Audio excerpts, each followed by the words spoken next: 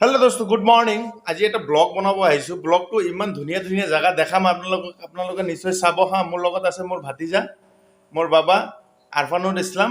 চাক কিমান ধুনীয়াকৈ বহি আছে আপোনালোকে ব্লগটো চাব ব্লগটো বহুত ধুনীয়া হ'ব আজি এটা নতুন জায়গাত আহিছো আপোনালোকক দেখাবৰ কাৰণে আজি এই ব্লগটো বনাই আছো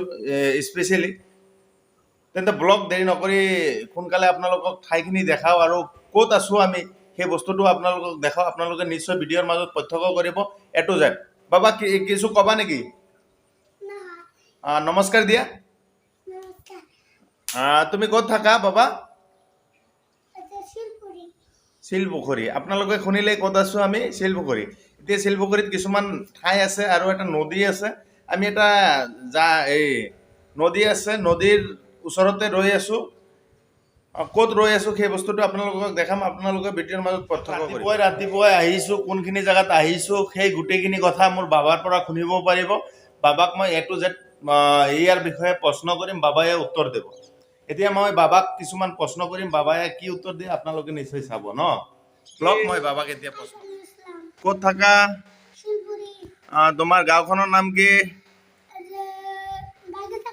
তোমাৰ দেউতাৰ নাম কি দেউতা দেউতা তোমার মার নাম কি তোমার ভাইটি কেইজন আছে নাম কি আমি কোনখিনি ঠাইত আছো সিরাজুলি নহয় এই জাগার নাম কি এইটো কি ঘাটপাৰ তুমি স্কুল যোৱা নে স্কুল বন্ধ দিছে ন কোন ক্লাছত পঢ়া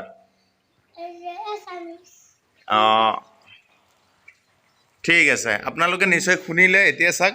বাবায়ে অলপ আপোনালোকক দেখাব যোৱা যোৱা ক'ত যাবা যোৱা এই চাওক কিমান ধুনীয়া ঠাইত আহিছো আমি এটা জাহাজৰ ওপৰত আছো জাহাজটো চাওক বাবায়ে এই চাওক আপোনালোকক দেখাই আছো আৰু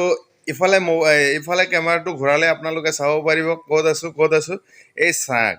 কিমান পানীয়ে পানী ইমান ডাঙৰ বানপানী কেইদিনমান আগত ইয়াত বানপানী হৈ গৈছে চাওক আৰু এইটো মৰা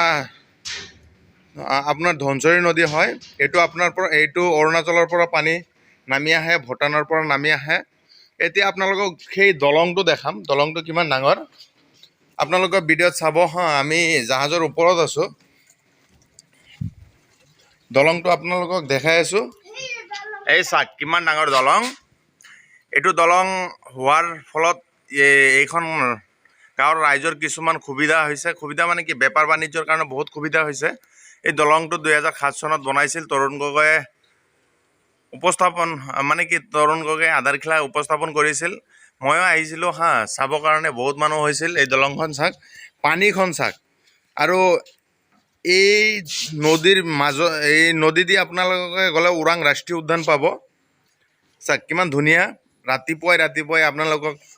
সেইবোৰ বস্তু দেখাবৰ কাৰণে আমি আহিছোঁ আৰু আপোনালোকে আমাৰ ব্লগটো চাব আমাৰ ব্লগটো শ্বেয়াৰ কৰিব যাতে সকলোৱে চাব পাৰে ইমান ধুনীয়া এটা ঠাই আপোনালোকক দেখাই আছোঁ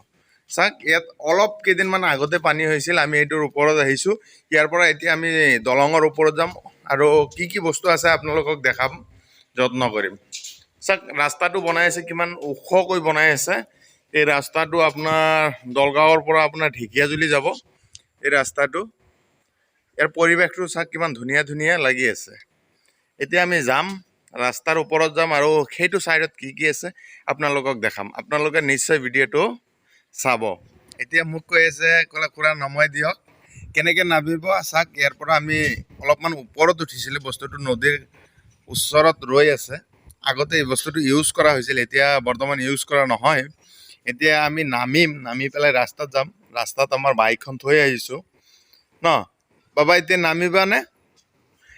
পাৰিবা এই চাওক এটা বাছ গৈ আছে এইটো আপোনাৰ নগাঁও যাব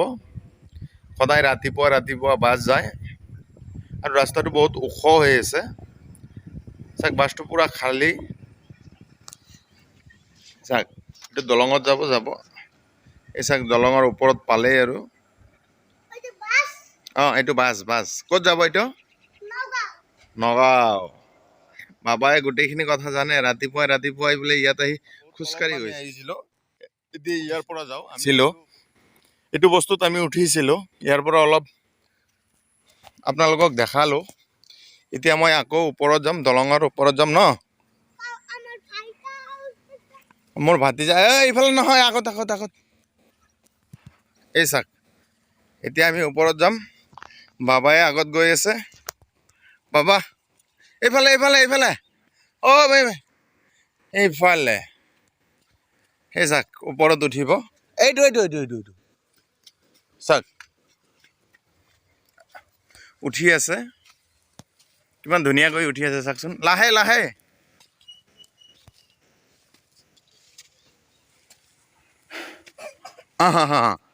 এই উঠিলে চাক ইয়াৰ পৰা চাক নদীটো ধনশৰী নদী হয় ইয়াত বহুত পানী আহে অৰুণাচলৰ পৰা নামি পানী আহে চাক আমি উঠিলোঁ এই বাইকখন তাতে ৰৈ থৈছিলোঁ এতিয়া মই এইটো চাইড দেখাম দলঙৰ ওপৰত আহিছোঁ এই ৰাস্তাটোৱে বনাই আছে এই ৰাস্তাটো আপোনাৰ দলগাঁৱৰ পৰা আপোনাৰ ঢেকীয়াজুলি যাব এইটো বহুত সুবিধা হ'ব ৰাইজৰ কাৰণে এই ৰাস্তাটো বনাই আছে জাষ্ট কাম আৰম্ভহে কৰিছে এতিয়া ৰাস্তাটো কমপ্লিট হোৱা নাই কমপ্লিট হ'লে বহুত ধুনীয়া লাগিব এই চাক মোৰ ভাতিজাই গাড়ীত বহি আছে ভাবিছে এতিয়া আমি গুচি যাম কিন্তু আৰু অলপমান ঠাই আছে আপোনালোকক দেখাওঁ এই চাক দলঙৰ ওপৰৰ পৰা মই কিছুমান বস্তু দেখাই আছোঁ চাক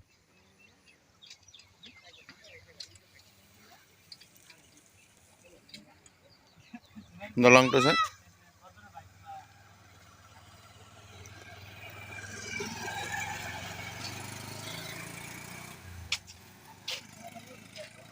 এই চাক দুটা ল'ৰা বহি আছে দলঙৰ ওপৰত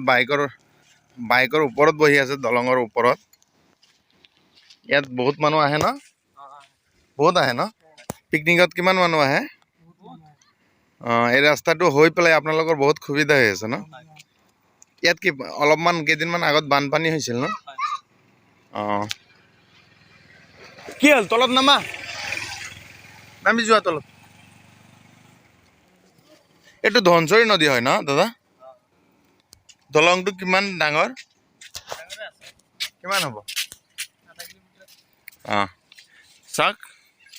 কিমান ধুনীয়া দেখাই আছে এই বাবাই চাক ক'ত উঠিছে ইফালে ঘূৰি দিয়া তুমি দৰ্শকক কি ক'বা তুমি যে কৈছিলা hi guys welcome to my YouTube channel এনেকৈ বুলি ক'ব খুজিছিলা যে কোৱা হা আৰু অলপ নাচি দিয়া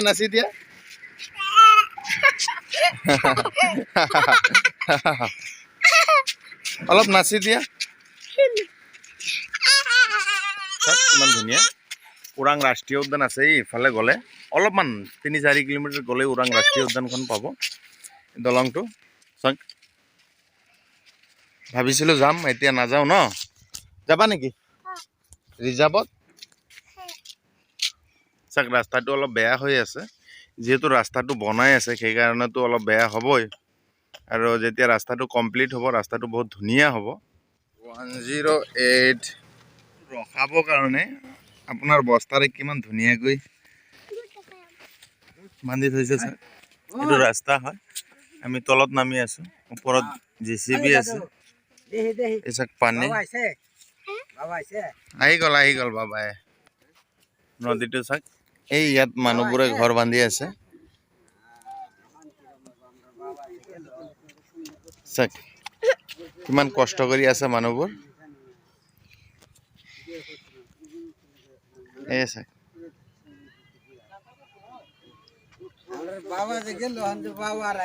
ৰাস্তাটো চাওক কিমান ধুনীয়া লাগিছে আপোনাৰ বান্ধি থৈছে ৰাস্তাটো যেহেতু নতুন ৰাস্তা বনাই আছে সেইকাৰণে অলপ বান্ধিছে নহ'লে মাটিখিনি গুচি যাব সেইকাৰণে বস্তাৰে আপোনাৰ মোৰ পিছফালে কিমান ধুনীয়া দেখাই আছে এইটো আপোনাৰ ধনশৰী নদী হয় এতিয়া অৱশ্যে ভিডিঅ'টো চালে যদি ভাল লাগিছে ভিডিঅ'টো নিশ্চয় শ্বেয়াৰ কৰিব আৰু